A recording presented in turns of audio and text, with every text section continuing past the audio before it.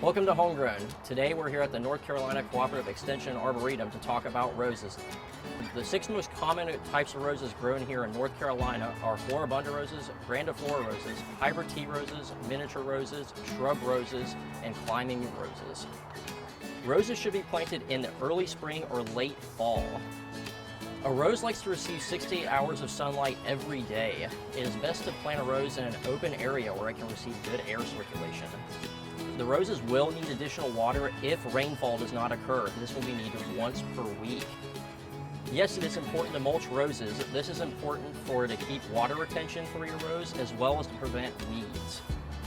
Shrub roses would probably be the more tolerant variety towards a beginner. This is because of their abundant growth as well as they will basically tolerate more pruning. Pruning should be done in February to March here.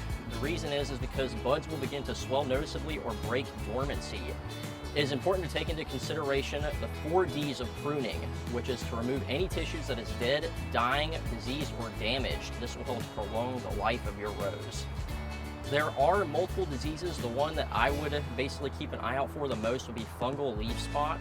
I also would recommend to keep an eye out for any damaged tissues, as those can be openings for diseases.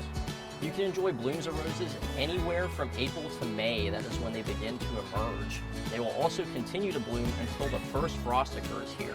That is usually all the way up until Thanksgiving. A rose likes to be placed in soils that are well drained with slightly acidic conditions, and it also would appreciate to have organic matter incorporated into the soil to improve soil tilth. In order to determine your soil pH, my advice would be to contact your county extension office for a soil test kit.